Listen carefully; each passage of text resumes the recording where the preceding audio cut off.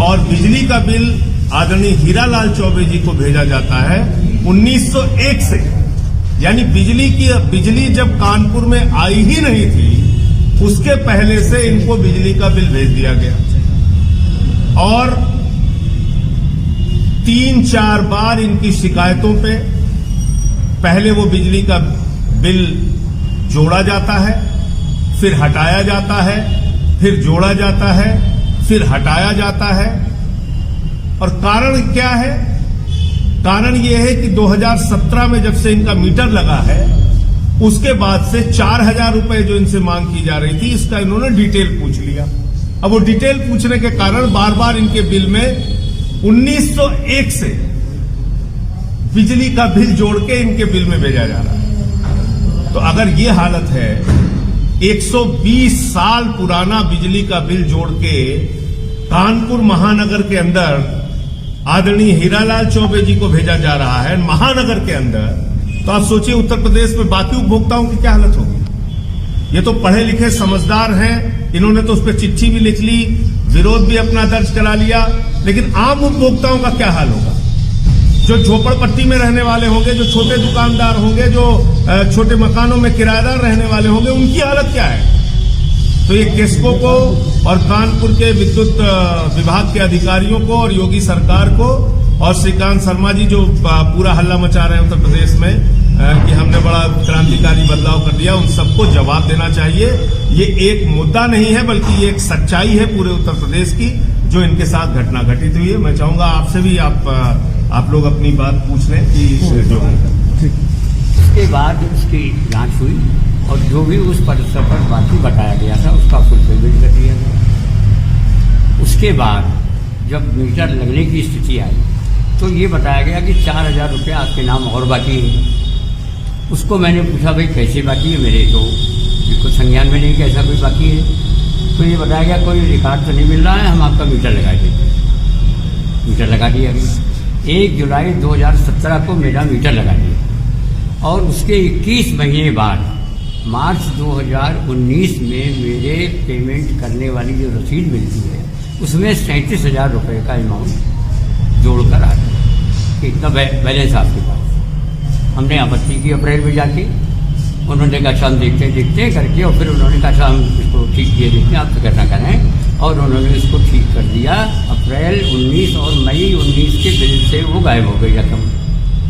जून में फिर वो जुड़कर आ गई, जब हमने जुलाई में देखा जुड़कर आ गई। फिर हम गए, जो भी हमारे फूलबाग अभियंता महोदय हैं उनसे सब कई बार जाना आना पड़ा। खैर फिर भी उनको धन्यवाद कि उन्होंने सहयोग किया कैसे भी करके, और वो उनको हमारे पास तो कुछ था ही नहीं। वो बोले आप बताइए आपके पास क्या है जो हम डिमांड निकाल रहे हैं। उसके जवाब में हमने कहा मेरे पास तो कई बातें हैं भाई, आपके पास कुछ होता बताओ, डिमांड आप कर रहे हो, आप बताओ कैसे डिमांड कर रहे हो। इसके जवाब में जो मैंने कागज आगे निकलवाए तो उन्होंने उसमें जो दिया मेरे को उसका डिटेल वो दिया कि सप्लाई रिलीज डेट 10 जनवरी 1901। इसके प्रमाण सब मेरे पास उन्हीं के अभिलेख हैं, मौजूद है। फिर मैंने आपत्ति अपनी की तो ये हुआ कि वो देख रहे हैं, शाम देख रहे हैं, लेकिन वो मेरे से जो रेगुलर पेमेंट था उसको टीवी करके ले रहे पार्ट पेमेंट, और मेरे नाम वो 37,000 का बढ़ गया 50,000 करीब हो गया। अब मैं अपना जितना विद्युत खर्च होता था जमा करता हूँ, ये उनका बड़ा सहयोग है, मैं ऐसा मानता हूँ। वरना और परेशान करने आदमी तो भेज देते हैं काट लीजिए, ये है वो है, वो दबाव बनाते हैं, लेकिन जैसी प्रभु की इच्छा। उसके बाद भैया ये हुआ कि फिर मैंने जब नहीं कोई संतोषजनक जवाब मिला तो मुख्यमंत्री पोर्टल में शिकायत की। उसके जवाब में उन्होंने लिख दिया कि संयोजन लगाते समय उपभोक्ता की सहमति से उसी समय यह 37,000 जोड़ दिया गया था, जो कि 21 महीने और 24 महीने बाद जोड़ा गया। ये जो अधिकृत सरकारी लिखापढ़ी में जो अवैधानिकता है, ये मेरे प्रकार से, मेरे लिए तो एक प्रकार से ये आपराधिक आचरण है कि आप सरकार को गलत उत्तर दे रहे हैं अधिकृत व्यक्ति, लेकिन कोई सुनवाई नहीं। उसके बाद फिर जब मेरे की जानकारी की उत्तर दिया तो मैंने दोबारा उस पर अपनी शिकायत दर्ज कराई। उसके बाद उसका भी गोलमोल उत्तर आ गया, फिर मैंने अपनी शिकायत दर्ज कराई। अब स्थिति ये है कि 3 बार वहाँ शिकायत कर चुका। MD महोदय से मिला, उन्होंने अपने सहायक से कहा, मिस्टर आरिफ हैं यहाँ AC फर्स्ट करके कानपुर में, कि भाई इनका मैटर सॉल्व करिए। उन्होंने बस वो मतलब चलता रहा, वो उन्होंने कहा बाबूजी चिंता न करिए, बाबू चिंता न करिए। अब बाबूजी को रात को कभी नींद नहीं आती है। 50,000 का बिल हो गया। मतलब ये कि मैं किससे कहूँ कि संजय जी आप दे दीजिए, या आप लोग फोटोग्राफी कर रहे हैं आप दे दीजिए, किससे कहूँ? अब मैं अभी पासबुक लिख रहा हूँ तो उसमें 50 रुपये हैं तो 50 लाख हैं।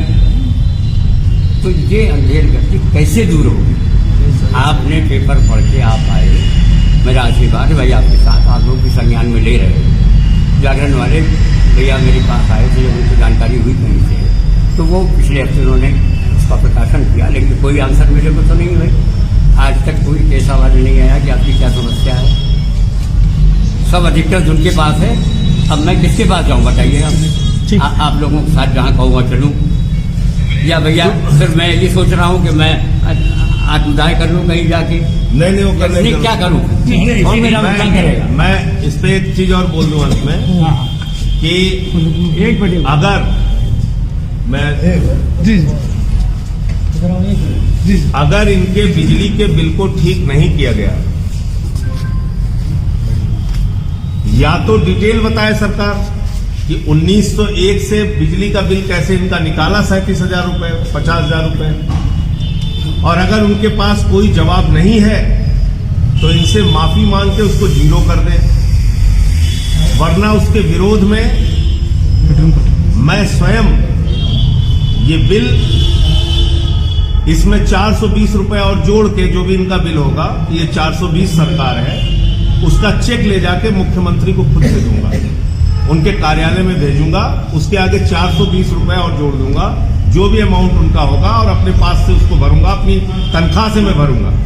क्योंकि ये एक चेहरा दिखाता है उत्तर प्रदेश के विद्युत विभाग का, योगी सरकार के बिजली विभाग का, कि एक ऐसे बुजुर्ग आदमी के साथ इस तरीके से उनको प्रताड़ित किया जा रहा है कि बार बार वो बेचारे अपना बिल ठीक कराने के लिए दौड़ रहे हैं, और आपने 1901 से बिजली का बिल बना के दे दिया। तो इसका जिम्मा मैं ले रहा हूं। न बाबूजी को कहीं आत्महत्या करने की जरूरत है, न कहीं अपना कोई संकट में जाने की जरूरत है। अगर जरूरत पड़ेगी तो इसका बिल का भुगतान हम करेंगे, आगे 420 रुपए का अमाउंट जोड़ देंगे। देखिए, जीरो टॉलरेंस की बात हो रही है सरकार की जो से।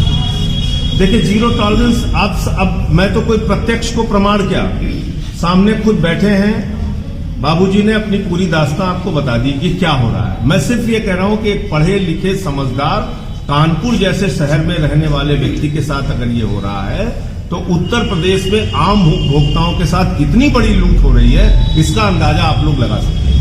ये एक मात्र केस है जो आपके सामने खुला है, क्योंकि आप लोगों ने इसको उजागर किया मीडिया के जरिए। अब अगर ऐसे आप जांच करेंगे तो लाखों केस ऐसे पूरे उत्तर प्रदेश में मिलेंगे। स्मार्ट मीटर के नाम पे रिपोर्ट आ चुकी है कि 30% ज्यादा बिजली का बिल आता है। तो ये बड़ा घोटाला है, मेरा कहना सिर्फ ये है।